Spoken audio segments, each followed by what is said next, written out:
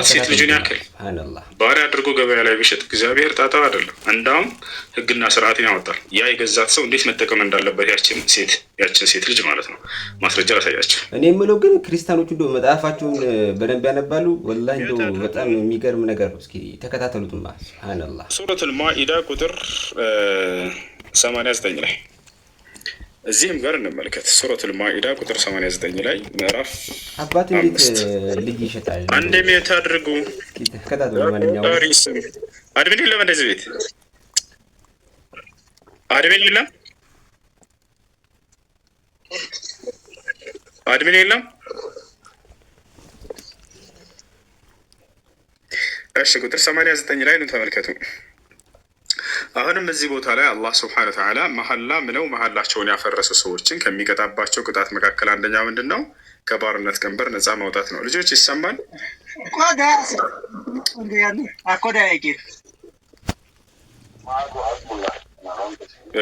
ያው እና ይሰማቸዋል ወይስ ተቋርጫለሁ? ከተሰማ እንቀጥል። ይሄ ደግሞ አሁንም ማመጣላችሁ ምንድን ነው? አንድ ሰው መሐላ ምሎ መሐላውን ካፈረሰ የዛኔ ከሚቀጣው ቅጣት መካከል አሁንም ሴት ልጅን ከባርነት ቀንበር ነፃ ማውጣት ነው። በጣም ትኩረት ያደረገው ደግሞ የሚገርማቸው ኢስላም ሴት ልጅ ላይ ነው። ሴት ልጅን ከባርነት ቀንበር ነፃ አውጣት። ምክንያቱም ባርነት ለሴት ተገቢ አይደለምና።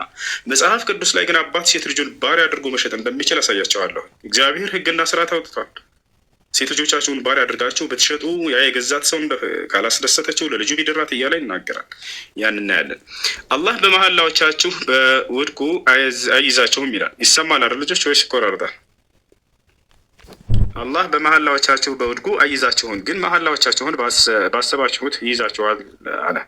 ማስተሰሪያውም ወይንም ማስማሪያው ቤተሰቦቻችሁን ከምትመግቡት ከመካከለኛው ምግብ 10 ምስኪኖችን ማብላት ወይንም እነሱን ማልበስ ወይንም ጫንቃን ነፃ ማውጣት ነው አለ። አያችሁ፣ ይህ ነው ጫንቃን ነፃ ማውጣት ማለት ባሪያን ነፃ ማውጣት እያለ ነው። ያው አረበኛው ላይ ስትሄዱ ጊዜ ረቀባ ይላል። ሴት ባሪያን ከባርነቷ ቀንበር ነፃ ማውጣት። ሌላም ልጨምርላችሁ፣ በጣም በርካታ ቦታ ላይ ነው አላህ ሱብሓነሁ ወተዓላ ሴት ልጅን ከባርነት ቀንበር ነፃ አውጣት እያለ የተናገረው። ሌላው ደግሞ የት ነው? ሱራ አልሙጃደላ ላይ እንሂድ። አሁንም ልክ እንደው ባሪያን ነፃ አውጡ የሚል ትዕዛዝ ላሳያችሁ።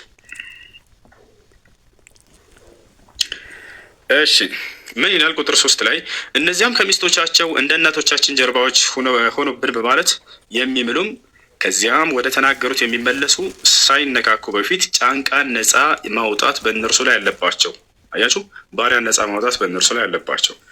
ይህ ካሳየኋችሁ መካከል ውስን ነው፣ ያኔ የተወሰነው ጥቂት ነው። ስለዚህ አላህ ስብሐነሁ ወተዓላ በሙሉ ቁርአን ላይ ሴት ልጆቻችሁን ባሪያ አድርጋችሁ ሽጡ አላለም። እንዳውም ባሪያዎችን ነፃ አውጧቸው ብሎ በርካታ ቦታ ላይ ተናግሯል።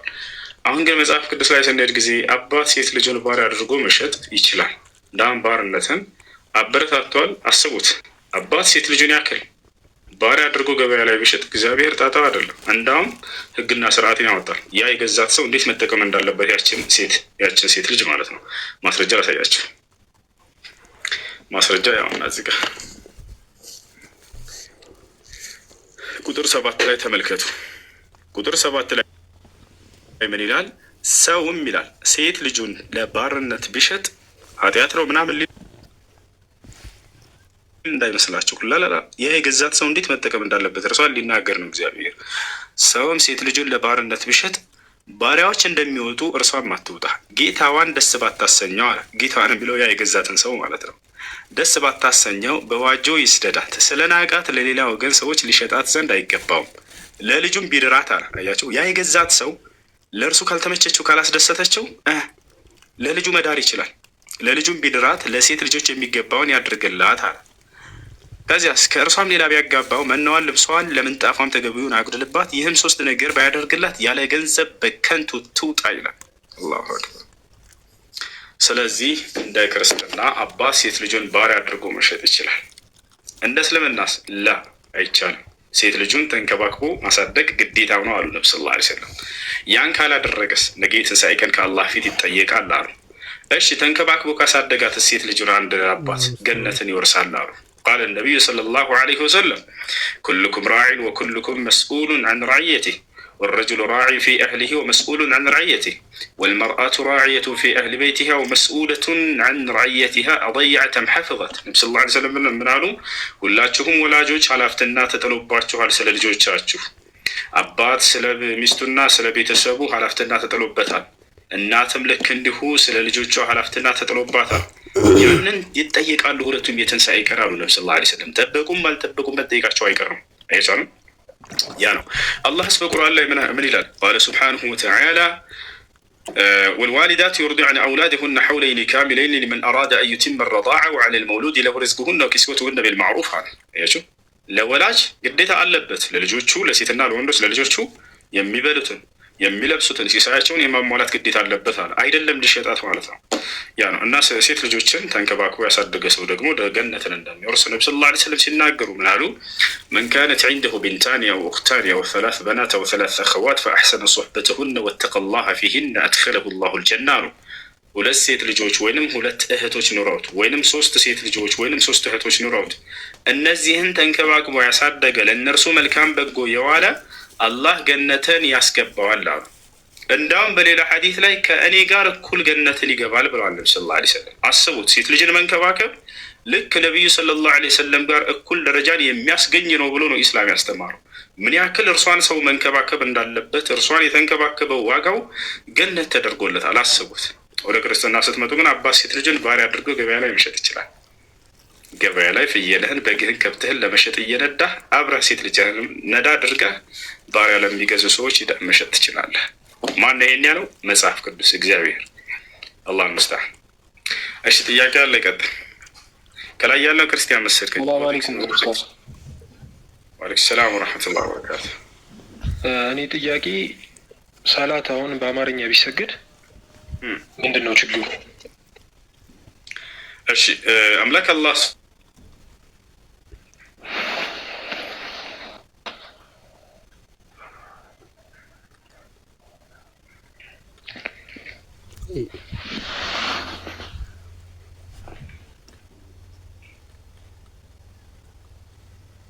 ኔትወርክ ምንድን ነው?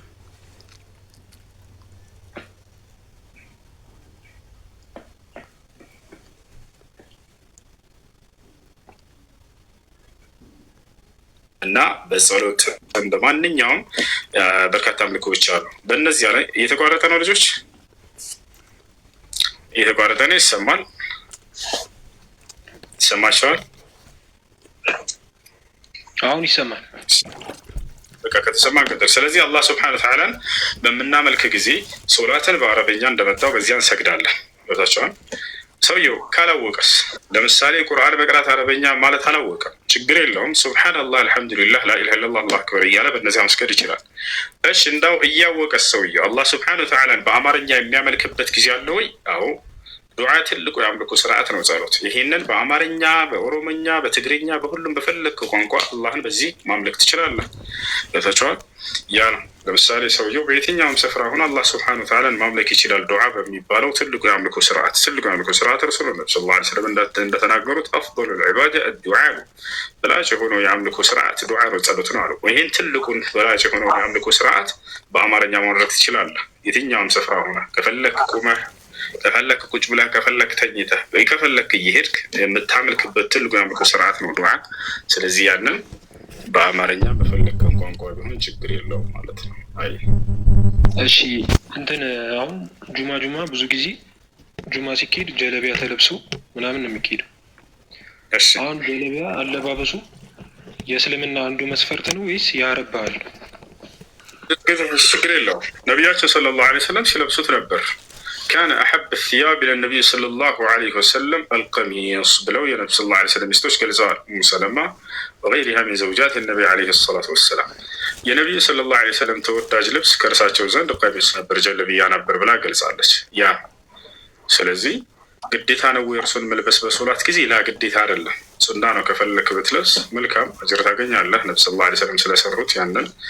ነገር ግን ያንን አልፈልግም አልለብስም ካልክ በፈለግከው መልበስ ትችላለህ። ብቻ የልብሱ አንተ በምትለብስ ጊዜ ከሴቶች ጋር የሚመሳሰል የልብስ አይነት እንዳይሆን። እና ጠቅላይ ጀለቢያ ሱና እንጂ ግዴታ አይደለም። ባትለብስም ችግር የለም።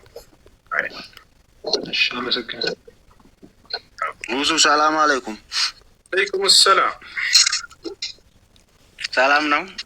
አልሐምዱሊላህ። እሺ ሁሱ የኔ ጥያቄ እንትን ነበረ ማን ስለ መህር እሺ አንድ ሰው ለምሳሌ ሚስቱን ከፈታት ቆይቷል። ያኔ መህር ብር ደግሞ ስጡልኝ ብሎ መጀመሪያ አይደለም የሰጠው፣ በኋላ ላይ ስጡልኝ ብሎ እነኛ ሰዎች አልሰጡለትም። ያ ጊዜ ተቆየ በኋላ ቢያንስ ከ2 ከ3 አመት በኋላ ጠይቆ ያቺ ልጅም የራሷን ህይወት ጀምራለች። እንደገና ስንት ሲጠይቅ ጊዜ አልተሰጠለትም። ይሄ ነገር እንዴት ይታያል? እኮ ነው ያመስጠት አለበት። አብረው ኑሮ እስከሆነ ድረስ ከዚያች ከልጅ ጋር ያ መህሩ ካልተሰጠት ያን መህሯን መስጠት አለበት። አላህ በቁርአን ላይ ሲናገር ምን ይላል? ቃለ ሱብሓነሁ ወተዓላ ወአቱ ኒሳእ ሰዱቃቲሂነ ኒሕላ ይላል ሱረቱ ኒሳ ላይ። ሴቶችን የመህር ስጦታቸውን ግዴታ ሲሆን ስጧቸው፣ ከውስጣቸው ደስ ብሏችሁ ስጧቸው ብሎ አላህ ሱብሓነሁ ወተዓላ ተናግሯል። ነቢያችን ሰለላሁ ዐለይሂ ወሰለም ልክ እንዲሁም መህርን መሰጠት እንዳለበት ግዴታ እንደሆነ ተናግረዋል። መህርን አልሰጠም ብሎ የካደ ሰው ነገ አላህ ሱብሓነሁ ወተዓላ ራሱ በቀጥታ ሰውየው ፍርዱ እንደሚሰጠው ተናግሯል። ሴትዮዋ ሄዳ ሳትጠይቅ ራሱ ማለት ነው። ነቢያችን ሰለላሁ ዐለይሂ ወሰለም ምን አሉ? ቃለ ነቢዩ ሰለላሁ ዐለይሂ ወሰለም ቃለ አላሁ ተዓላ ያዕኒ ፊል ሐዲስ አልቁድሲ ሰላሰቱን አነ ኸስሙሁም የውመል ቂያማ ረጁሉን أكل مهر زوجته ورجل استأجر أجيرا فاستوفى منه فرده فلم يعطيه ماله ورجل باع حرا فأكل ثمنه. النبي صلى الله عليه وسلم من قالوا الله اندي هذا يبلغ تناقروا حديث لا الله اندي هذا قالوا النبي صلى الله عليه وسلم يا من ناقرت كالله هنا حديث القدسي ነው ማለት ነው። ስለዚህ አላህ ምን አለ? 3 ሰዎችን ነገ ትንሣኤ ቀን ዋጋቸውን በቀጥታ የምሰጣቸው እኔ ነኝ የምሟገታቸው ብሎ ተናገረ። ያ ማለት የተበደለው ሰው መጥቶ ከአላህ ፊት ተበድያለሁ ፍትህን ስጠኝ አይልም። ለነዚህ በቀጥታ አላህ ራሱ ነው ሄዶ እነዚህን ሰዎች ወደ ዋጋቸውን የሚሰጣቸው። እነዚህ 3ቶቹ ሰዎች ማን ናቸው ከተባለ ረጁሉን ኢስተእጀረ አጂራን ፈስተውፋ ሚንሁ ፈረደሁ ፈለም ዩዕጢህ ማለህ። ሰውየው ሰራተኛን ቀጥሮ የሚፈልገውን ስራ ካሰራው በኋላ ደሞዝህን አልሰጥህም ቀጥል ብሎ የነፈገ ሰው አለ። እንደኛ ይሄ ነው። ብዙ የተበደላችሁ አላችሁ አይደል? አሰርተዋችሁ ከጨረሱ በኋላ ደሞዛችሁን እምቢ ያሏችሁ እነዚህ ሰዎች በጣም ክፉ ስራ ነው ያደረጉት ከአላህ ዘንድ። ሰው በስራው ይጸድቃል ብሎ ይመልስልሃል ቮርቴክስ ከይቅርታ ጋር። ሁለተኛው ምንድን ነው? ወረጁሉን አከለ መህረ ዘውጀቲ የሚስቱን መህር የበላ ሰው ሚስቱ ጋር ከኖረ በኋላ መህሯን ያንን ጥሎሿን አልሰጥም ብሎ የካደና የቀማ ሰው ማለት ነው። እርሷ ፈቃደኛ ሆና ከሰጠችው ችግር የለውም። የዛኔ ፈኢን ጢብነ ለኩም ዐን ሸይኢን ሚንሁ ነፍሰን ፈኩሉሁ ሀኒአን መሪአ ስላለ ሚስቶቻችሁ የመህር ስጦታቸውን ከውስጣቸው ደስ ብሏቸው ከሰጧችሁ ብሉ ብሏል አላህ ሱብሓነሁ ወተዓላ። ያንን ግን አልሰጥም ብሎ መንፈግ አይቻልም። ቦታቸውን ወይንም አስገድዶ እርሷን ገንዘብ መቀማትም አይቻልም። ያ ነው።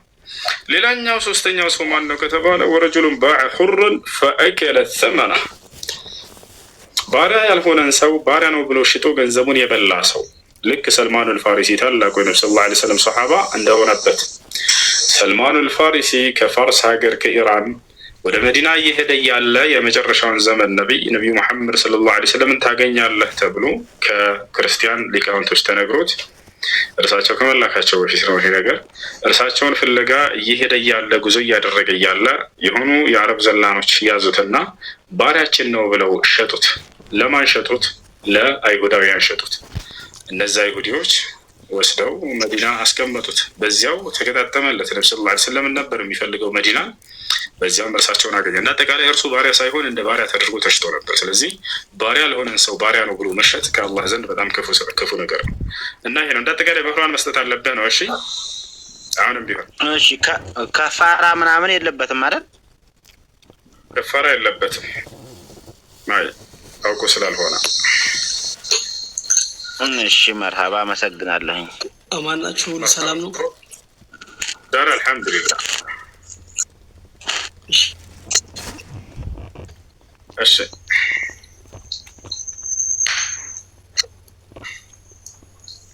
ጥያቄ ምንድን ነው? እሺ ወይ አላህ ወይ ደግሞ ኢየሱስ የምትሉት ማን የፈጠረው? እምነት ምንድን ነው? እምነት ክርስቲያን ነው ሙስሊም? አይ እሱ ትንሽ ይቆይና መልስልኝ። አይ በቃሽ። አላህ ወይንም ኢየሱስን ማን የፈጠረ ይላል። እሺ በመጀመሪያ ልናውቅ የሚገባው ነገር ፈጣሪን ማን ፈጠረው ተብሎ ጥያቄው ስህተት ነው። ምክንያቱም ፈጣሪ ከተባለ አንድ አካል እርሱ ፈጣሪ ሊኖረው አይችልምና አንድም የት አድርገው። ስለዚህ ማን ነው ብለን ስናይ ጊዜ አምላክ አላህ ስብሐነሁ ወተዓላን ስናየው እርሱ ፈጣሪ የሁሉ ነገር አስገኝ እንደሆነ ይነግረናል። ማስረጃ ቃለ ስብሐነሁ ወተዓላ አላሁ አለዚ ኸለቀ ሰማዋት ወልአርድ ወማ በይነሁማ ፊ ሲተቲ አያም ሱረት አሰጅዳ ላይ በሌላም ሱሮች ላይ አላህ ስብሐነሁ ወተዓላ እኔ አምላካችሁ አላህ ማለት ያ ነኝ ሰማያትንና ምድርን እንዲሁም ደግሞ በመካከላቸው ያሉ ፍጥረታትን ሁሉ በ6 ቀናት የፈጠርኩኝ ነኝ እያለ ይናገራል። ፈጣሪ መሆኑ አላህ ስብሐነሁ ወተዓላ ተነገረ። ስለዚህ ለፈጣሪ ማን ነው ፈጣሪው ተብሎ አይጠየቅም። ለፍጡር ነው ማን ነው ፈጣሪው ተብሎ የሚጠየቀው። ፍጡር ብሎ ማለትን ማለት ነው። ፈጣሪ ማለትን ማለት ነው። ባጭሩ ፈጣሪ ማለት ያለ የነበረ ለዘላለም የሚኖር ቦታቸዋል አይደል? ፍጡር ማለት ደግሞ ምንድን ነው ከተባለ የሆነ ጊዜ ላይ ተጀምሮ የሆነ ጊዜ ላይ ፍጻሜውን ያገኘ ባያገኝም ፍጡር ይባላል፣ ጅማሬ ስላለው ማለት ነው። ታዲያ ኢየሱስ ክርስቶስ ምንድን ነው ብለን ስናይ ኢየሱስ ክርስቶስ ስጋውም ሆነ ሕይወቱ ከጊዜ በኋላ የተገኘ ሲሆን እንደ መጽሐፍ ቅዱስ ላይ ማለት ነው። እንዲሁም ደግሞ ጅማሬ እንዳለው ሁሉ ፍጻሜውንም ሞት የሚባለውንም ነገር ያገኘው ነው እና ስለዚህ ፍጡር ነው ማለት ነው። ለዚህ ማስረጃ ሉቃስ ወንጌል ምዕራፍ 1 ቁጥር 31 ላይ ምን ይላል? እነሆ ትጸንሻለሽ፣ ወንድ ልጅንም ትወልጃለሽ፣ ስሙንም ኢየሱስ ትይዋለሽ አለ። ምንድነው መጀመሪያው? ትጸንሻለሽ። ጽንስ መጀመሪያው የት ነው? የሴት ልጅ ማህፀን ውስጥ ነው። ያ ነው። እሺ ስጋው እንዲሁ ስጋው በማርያም ማህፀን ውስጥ እንደተጀመረ ሁሉ ህይወትን እስከ ጊዜ በኋላ ተሰጥቶ ነው ወይ? አዎ ነው። አብ በራሱ ህይወት እንዳለው ሁሉ ለወልድም ህይወት ይኖረው ዘንድ ሰጠው ይላል። ገብተዋል? ሰጭ አለ፣ ተሰጭ አለ። ሰጩ ማን ነው? አብ ነው ይለናል። ተቀባዩስ ማን ነው? ኢየሱስ ክርስቶስ ነው ይለናል። ምን ተቀበለ? ህይወትን። አያችሁ፣ ህይወትን የተቀበለ አካል ስጋው ጽንሱ የተጀመረለት አካል ጅማሬ ያለው እና ይሄ ፍጡር ነው።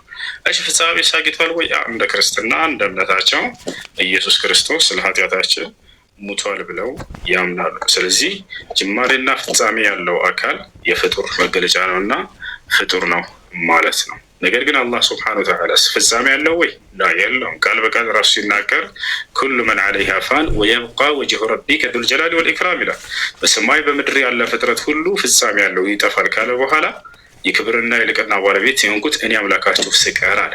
ያ እሺ አላህ ስብሐነሁ ወተዓላ ይሞታል ወይ? ቃል በቃል እኔ አልሞትም ብሎ የተናገረ አምላክ ነው። ገብታችኋል አይደል? የቱ ጋር ከተባለ ቃለ ስብሐነሁ ወተዓላ ወተወከል ዐለል ሐይ አለዚ ላ የሙት በሱረት አልፉርቃን ላይ አላህ ስብሐነሁ ወተዓላ ሙሐመድ ሆይ በፍጹም በማልሞተው ሕያው በሆንኩት አምላክህ ላይ በእኔ ላይ ተመካ እያለ ይናገራል።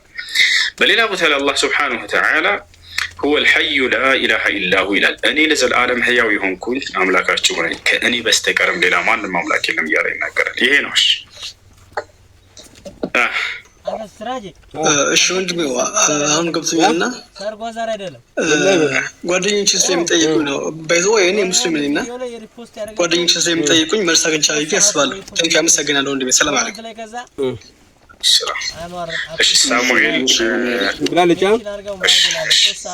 እኮ እዚህ እኮ ጤነኛ አይደለችም እኮ ሰው በስራው ይጠርቃል እኮስ መልካም አግብታ ቁጭ ብሎ ሰው ለመጽደቅ ሁለት ነገራቶች ያስፈልጋል። አንደኛ እምነት፣ ሁለተኛ ስራ። እምነትና ስራ ናቸው። አላህ ስብሐነሁ ወተዓላ ይህን ቁርአን ላይ ይናገራል። ነብዩ ሰለላሁ ዐለይሂ ወሰለም ሐዲስ ላይ ይናገራሉ። ግን በእምነት ብቻ የሚጸድቁ ሰዎች ይኖራሉ ወይ? አዎ ይኖራሉ። ወደ እርሱ እንመጣለን። አሁን ይህን ስንናገር ጊዜ አላህ ስብሐነሁ ወተዓላ በቁርአን ላይ ምን አለ? ቃለ ስብሐነሁ ወተዓላ አላህ በቁርአን ላይ ሲናገር ምን ይላል? ኢነ ለዚነ አመኑ ወዐሚሉ ሷሊሓት ለሁም ጀናቱ ናዒም ይላል። እነዚያ አምነው መልካም ስራዎችን የሰሩ ለእነርሱ የገነት ጸጋዎች አሉላቸው ይላል። ስለዚህ የሚጸድቁት ማን ናቸው? ያመኑና መልካም ስራዎችን የሰሩዋል። ይሄ ነው ባጭሩ። እሺ ሰውየው በማመኑ ብቻ የሚጸድቅበት ጊዜ ይኖራል ወይ? አሁን እርሱም መቼ ነው? ሰውየው ለምሳሌ አሁን አመና፣ ነገር ግን ምንም አይነትን ስራ ሳይሰራ ወዲያው ሞት። ይሄ ሰውዬ አየህ፣ እምነትን ብቻ ይዞ ማለት ነው። አልሰገደም፣ አልጾምም፣ ሐጅ አላደረገም፣ ምንም አይነት የጽድቅ ስራዎችን አልሰራም። ይሄ ሰውዬ በእምነቱ ብቻ ይጸድቃል ወይ? አዎ ይጸድቃል። ለምን? መልካም ስራን የሚሰራበትን ጊዜ ሳያገኝ ወደ ቀጣይ ዓለም ስለተሸጋገረ ቀጥላል። ያ ለዚህ ማስረጃ ነቢያችን ሰለላሁ ዐለይሂ ወሰለም ሲናገሩ አጎታቸው አቡ ጣሊብን የህይወቱ መጨረሻ ላይ ወደ ጣረሞት ላይ ሳለ መጡና ወደ ቤቱ ምን አሉት? ያ ዓም ቁል ላ ኢላሃ ኢለላህ ከሊመተን ኡሐጁ ለከ ቢሃ ዒንደላህ። አጎቴ ሆይ ከአንዱ አምላክ ከአላህ በስተቀር ሌላ አምላክ የለም ብለህ እመን፣ ነገ የፍርዱ ቀን አምነዋልና መጽደቅ አለበት ብዬ እንደማገትልህ ዘንድ ከአምላክ ፊት አሉ። እያቸዋር በሌላ ሐዲስ ላይ ነቢ ስ ላ ስለም መን ካነ አኺር ከላሚሂ ላኢላሃ ኢለላህ ደኸለ ጀና አሉ። ከዚች ዓለም የመጨረሻ ንግግሩ ከዚች ዓለም ከመሄዱ በፊት የመጨረሻ ንግግሩ ከአንዱ አምላክ ከአላህ በስተቀር ሌላ አምላክ የለም ብሎ ያመነ ሰው ገነትን ገባ ብለው ተናገሩ። ይህን ይመስላል። ስለዚህ በእምነትና በስራ ነው የሚዳነው። ነገር ግን ሰውየው ስራ የሚሰራበትን ጊዜ ሳያገኝ ወዲያው እንዳመነ ወደ ቀጣይ ዓለም ቢሸጋገር ጊዜ ስላላገኘ ሰውዬ በዚያ ተወቃሽ ነው ያለም ይችላል። አይ በእምነት የፈለግኩትን ላምን እችላለሁ፣ ችግር የለውም። እሱ ግን በስራው ማን አለውን? በስራው አንድ ሰው ይህንን አረጋለሁ ብሎ ገነት የሚገባ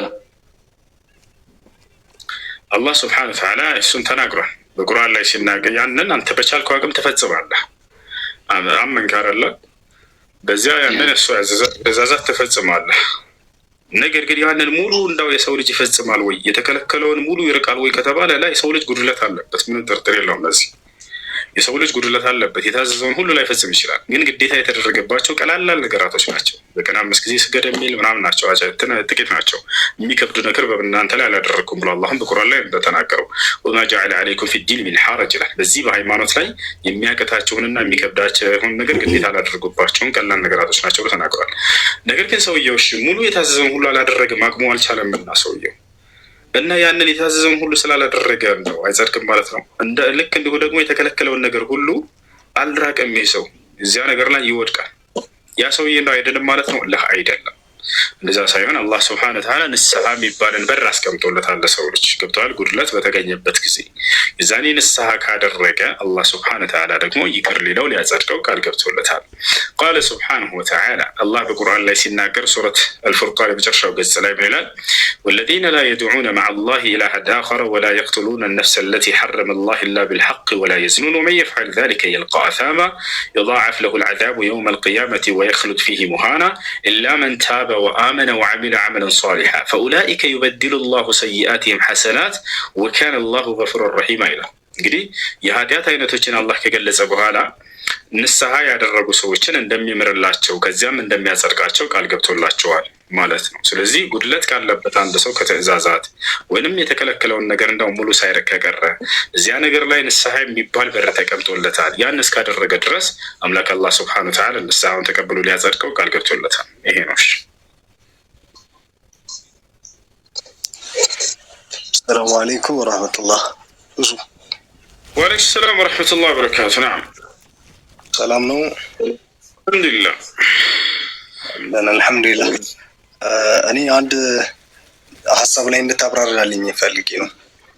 እሺ ስሌቭ ትሬድ በእስልምናና በክርስትና የሂስትሪ ቡኮችን ተከትሎ እሱን ትንሽ እንትን እንድትለኝ ፈልጌ ነው። شو قصدك يعني؟ تريد أن الحرية في الإسلام؟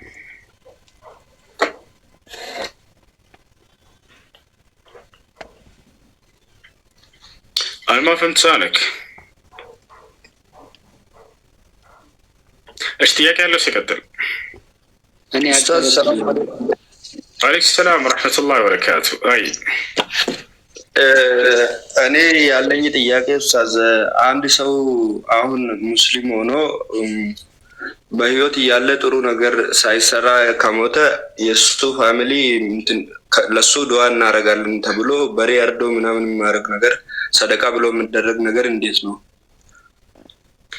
እሺ ሰውየው በአላህ ስብሐነሁ ወተዓላ ያመነ እስከሆነ ድረስ ሶላትን እስከሰገደ ድረስ በአላህ ላይ የማያጋራ እስከሆነ ድረስ ይሄ ሰውዬ ጉድለት ስላለበት እንዳው ኃጢአት ሊኖርበት ይችላል እና ለኃጢአቱ ምህረት እንማጸንለት ብለው ዱዓ ቢያደርጉ፣ ልክ እንደው ደግሞ በእርሱ ስም ሰደቃ ቢያደርጉለት፣ በሬ አርደው እንዳልከው ለድሃዎች ቢያበሉለት ይቻላል። ማስረጃ ቃለ ነቢዩ ሰለላሁ ዐለይሂ ወሰለም ጃአት ኢምራአቱን ኢለ ነቢ ሰለላሁ ዐለይሂ ወሰለም አው ረጁሉን ኢለ ነቢ ሰለላሁ ዐለይሂ ወሰለም ቃለ ያ ረሱለላህ ኢነ ኡሚ ቀድ ማተት ፈለው አተሰደቁ ዐንሃ ሀል የንፈዑሃ ፈቃለ ነቢ ሰለላሁ ዐለይሂ ወሰለም ነዓም ወዐለይከ ቢልማ። አንድ ሰው ወደ ነቢዩ ሰለላሁ ዐለይሂ ወሰለም ጋር በመምጣት እንዲህ ሲል ጠየቃቸው፣ አንተ የአላህ መልእክተኛ ሆይ እናቴ ሙታብኛለች፣ ስለ እርሷ ብዬ ሰደቃ ባደርግላት ይፈቀዳል ይጠቅማታል ብሎ ጠየቀ። ነቢ ሰለላሁ ዐለይሂ ወሰለም አዎ ይፈቀዳል ይጠቅማታል ብለው ተናገሩ። ስለዚህ ሰደቃ ማድረግ ይቻላል ማለት ነው።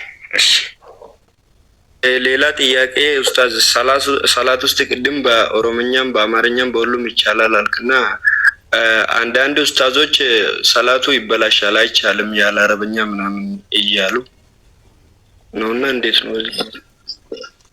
ለአንደሱ የሚል የለም። ዱዓ ለማድረግ ሰውየው በሶላት ውስጥ በስጁድ ውስጥ ማድረግ ይፈቀድለታል። ልክ እንደ ሀታያትን ቀርቶ ከጨረሰ በኋላ መጨረሻ ላይ ከማሰላበቱ በፊት አሁንም ይፈቀድለታል ዱዓ ማድረግ። በዚህ ጊዜ በፈለገ ቋንቋ ማድረግ ይችላል። አረበኛ ካልቻለ ችግር የለውም። አረበኛ ከቻለ በአረበኛ ይጨርስ፣ ካልቻለ ግን ችግር የለውም። በሚችለው ቋንቋ ማድረግ ይችላል። አላህ በቁርአን ላይ